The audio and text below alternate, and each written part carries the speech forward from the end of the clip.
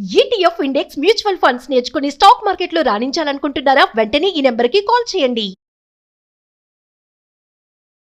నమస్కారం, నేను మీ అడ్వకేట్ సంగీత. ఏదైతే ధర్మస్థల ఉందో ధర్మస్థలకు సంబంధించి గతంలో కొన్ని రోజుల క్రితం కూడా గ్యాగ్ ఆర్డర్ తీసుకోవడం జరిగింది. అంటే ఏదైతే ఉందో ఆ దేవాలయం దగ్గర జరుగుతున్న శవాలన్నీ పూడ్చిపెట్టారు. వాటికి సంబంధించిన ఇన్ఫర్మేషన్ అక్కడ తెలిసిన వారే, రాజకీయ పరంగా అనుభవం ఉన్నవారే ఈ పని చేశారు అని చెప్పేసి అనేక ఆరోపణలు వచ్చాయి. దానిపైన కూడా ఇలా ఆరోపణలు వస్తూ ఉంటే వారి పరవంత పోతుంది అని చెప్పేసి డెఫమేటరీ కింద కూడా వారు ఒక గ్యాగ్ ఆర్డర్ ని తీసుకొచ్చుకున్నారు. ఇంకా అప్పటి నుంచి కూడా కోర్టు ఏదైతే సెషన్ కోర్ట్స్ ఉన్నాయో అవన్నీ కూడా ఇక మీదట ధర్మస్థలకు సంబంధించిన ఇన్ఫర్మేషన్ మీడియా వాళ్ళు ఇష్టానుసారంగా ప్రచురించడానికి లేదు. ఏదైతే కోర్టులో కేసు రన్ అవుతుందో అది క్లియర్ అయ్యేంత వరకు ఎలాంటి ఇన్ఫర్మేషన్ కూడా పాస్ చేయకూడదని చెప్పేసి ఒక ఆర్డర్ ని పాస్ చేసింది.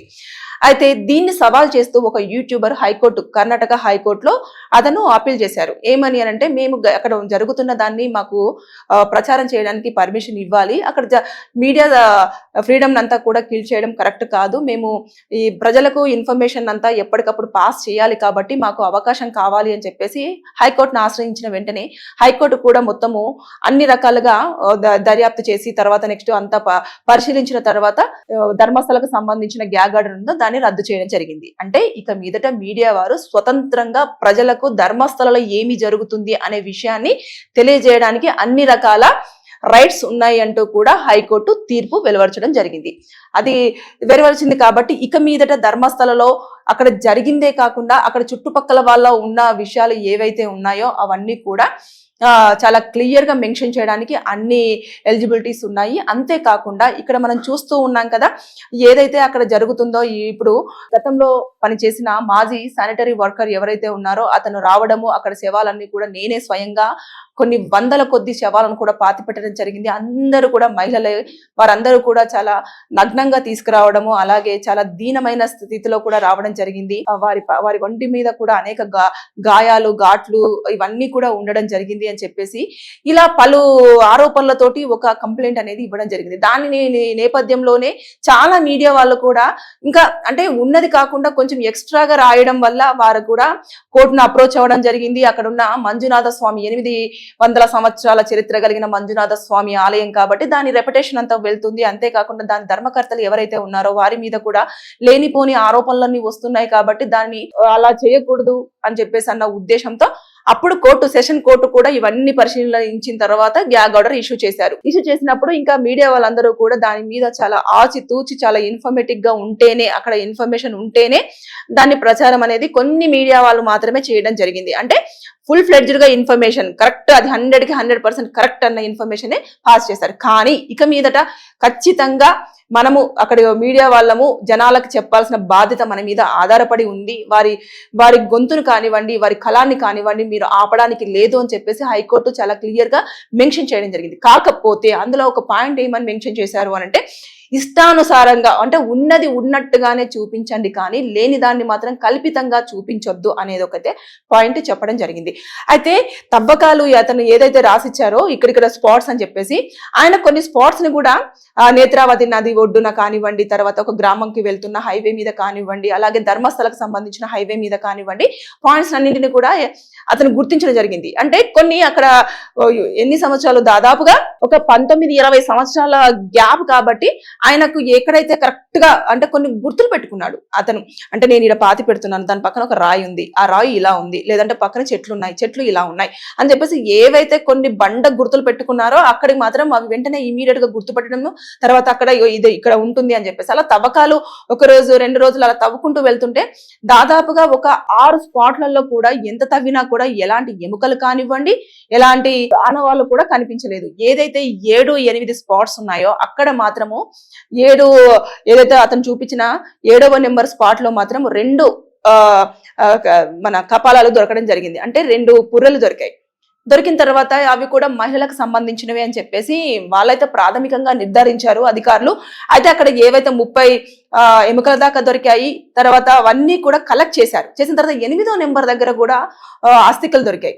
అంటే వాటిని అన్నింటిని కూడా గ్యాదర్ చేసేసి ఫోరెన్సిక్ ల్యాబ్ కి అయితే పంపించడం చేస్తున్నారు. అవన్నీ పునఃపరిశీలించిన తర్వాత ఇంకా ఇవన్నీ ఒకేసారిగా టెస్టులు చేస్తారా, లేకపోతే ఎప్పటికప్పుడు DNA టెస్టులు చేసేసి అవి ఎవరికి సంబంధించినవి, ఎలా జరిగింది, అక్కడ అసలు నిజంగానే అంటే మనం ఎప్పుడైనా సరే ఒక గాయానికి గట్టిగా తగిలింది అంటే ఎముకల మీద కూడా దాని మార్క్స్ అనేవి ఉండడం జరుగుతుంది. అది లోతుగా ఉంటే, లేదు ఒకవేళ కాళ్ళు కానివ్వండి, చేతులు కానివ్వండి, ఏమన్నా మన బాడీలో పార్ట్స్ అనేవి విరిచేయడం జరిగితే ఎముకలు కూడా విరిగిపోతూ ఉంటాయి. దాన్ని ఆ ఫోరెన్సిక్ వాళ్ళు మాత్రమే ఐడెంటిఫై చేయగలరు.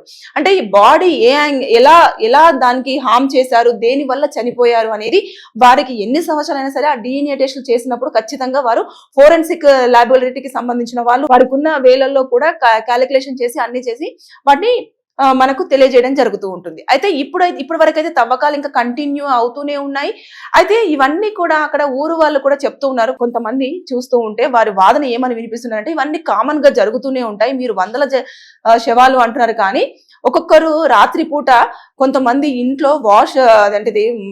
వాష్రూమ్ లేకపోతే బయటికి చెట్లలోకి వెళ్తే వాళ్ళని కూడా కాల్చిన సందర్భాలు ఉన్నాయి. కొంతమంది ఎప్పుడైనా సరే మాకు సంబంధించిన వాళ్ళు చనిపోయిన తర్వాత అది ఎలా చనిపోయారు ఏంటి అని చెప్పేసి పోలీసులకు చెప్పినా కూడా ఎలాంటి ప్రాథమికంగా కూడా పరిశీలించకుండా కొంతమంది సరే అమ్మ జరిగింది ఏదో జరిగిపోయింది కదా అని చెప్పేసి వదిలేసిన వారు కూడా చాలా మంది ఉన్నారు. అయితే ఈ ఆనవాళ్ళు ఎప్పటికైనా పనికొస్తాయని చెప్పేసి వారి కుటుంబ నేపథ్యం ప్రకారంగా కానివ్వండి, వాళ్ళ ఆచారాల ప్రకారము బాడీని కాల్ చేయడం అయినప్పటికీ కూడా కొన్ని బాడీలను పూర్తి చేస్తూ వచ్చారన్నట్టు. అంటే ఒకవేళ గనుక ఇలాంటి సంఘటన ఏదైనా హైప్ అయిపోయి లేదు అనుకుంటే ఎవరైనా ముందుకు వచ్చేసి ఇలా జరుగుతుందని చెప్పేసి అంటే బయటికి ఏమైనా వస్తే అప్పుడు ఈ ఆధారాలన్నీ ఉంటాయి కదా అని చెప్పేసి కొంతమంది బాడీస్ ని అలా పాతి పెట్టారు. ఇప్పుడు పనికొచ్చే అవకాశాలు కూడా కనిపిస్తూ ఉన్నాయి. అంటే ఇవన్నీ కామన్ గా జరుగుతూనే ఉంటాయి. అక్కడ రక్షణ అనేది చాలా తక్కువగా ఉంటుంది. చెట్ల మధ్యలలో ఊర్లు ఉంటాయి కాబట్టి ఇవి కామన్ గానే జరుగుతాయి అని చెప్పేసి ఒక్కొక్కరు ఒక్కొక్క కన్నీటి గాలితో చెప్పడం జరుగుతుంది. అంటే ధర్మస్థల అనేది పుణ్యక్షేత్రంలో అక్కడికి వెళ్ళేసి కొన్ని కోట్లాది మంది భక్తులు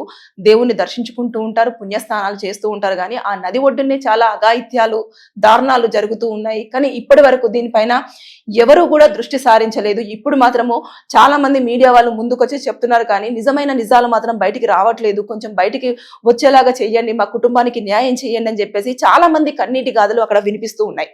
అయితే ఇప్పటి వరకు కోర్టు నుంచి వచ్చిన గ్యాగ్ ఆర్డర్ ఏదైతే ఉందో కొంతవరకు ఏదైతే మీడియా బయట పెట్టాలనుకున్న విషయాలు కూడా ఆర్డర్ ని పాస్ చేశారు కాబట్టి పెట్టలేని సందర్భాలు మనం చూసాం. కానీ ఇప్పుడు హైకోర్టు చెప్పడం జరిగింది, కర్ణాటక హైకోర్టు వారి ఫ్రీడమ్ ని మనం కిల్ చేయడానికి లేదు. మీడియా వారు ఏం చెప్పాలనుకుంటున్నారో, ప్రజలకు చూపించాలనుకుంటున్నారో వారికి అలా ఆ ఫ్రీడమ్ ఉంటుంది, వారిని మేము ఆపడానికి లేదు అని చెప్పేసి చాలా క్లియర్ గా మెన్షన్ చేశారు. కాబట్టి ఇప్పుడు ప్రతి ఒక్క విషయము ధర్మస్థలకు సంబంధించిన ప్రతి ఒక్క విషయం కూడా బయటికి రావడం జరుగుతుంది. ఇక మీదట ఎవరికి భయపడేది లేదు.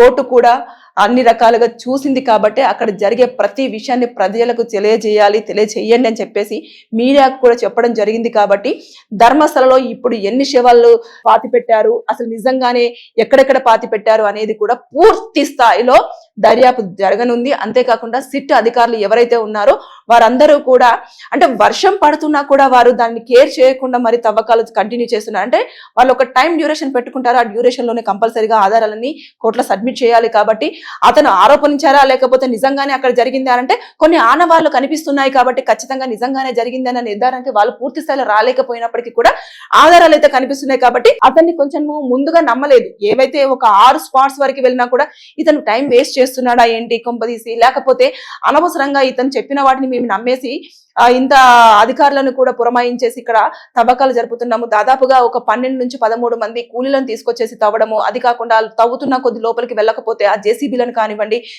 చిన్న ఎక్కువగా ఎక్విప్మెంట్స్ అంతా కూడా తీసుకురావడం కానివ్వండి, ఇవన్నీ కూడా ఖర్చు ఎక్కువ చేస్తున్నామా, గవర్నమెంట్ కు బర్డెన్ ఏమైనా పడుతుందా అని చెప్పేసి అన్న యాంగిల్లో కూడా కొంతసేపటి వరకు అధికారులు ఆలోచించినప్పటికీ కూడా 7-8 స్పాట్లకు వచ్చేసరికి మాత్రం ఒక్క చిన్న స్మాల్ నిర్ధారణకు రావడం జరిగింది. అంటే అక్కడ ఎముకలు కనిపించాయి కాబట్టి ఓకే ఫైన్, ఇక్కడ సస్పెక్టెడ్ గా ఏదో జరిగింది. కానీ అవి నిజంగానే వాళ్ళు చెప్పినట్టుగానే అమ్మాయిలను రేప్ చేసి చాలా అతి కిరాతకంగా చంపారా, లేకపోతే వారు అనుకోకుండా ఏదైనా కొన్ని కారణాల వల్ల చనిపోయారా, అనారోగ్యం వల్ల చనిపోయారా, లేదంటే యాక్సిడెంట్ వల్ల చనిపోయారా, లేదంటే నిజంగానే మంజునాథ స్వామి ఆలయం దగ్గర వారి చివరి గడియలను పూర్తి చేసుకొని ఇక్కడ చనిపోవాలని చెప్పేసి వచ్చిన వారా అని చెప్పేసి అది ఇప్పుడు అధికారులు నిర్ధారించాల్సిన అవసరం ఎంతగానో ఉంది. సో ఇప్పటి వరకైతే ఉన్న గ్యాగ్ ఆర్డర్ ఎత్తివేయడం జరిగింది. కాబట్టి ఇక మీదట ధర్మస్థలంలో జరిగే ప్రతి ఒక్క ఇన్ఫర్మేషన్ పిన్ టు పిన్ చాలా క్లారిటీగా క్లియర్ గా మీ ముందుకు రానుంది. Thank you.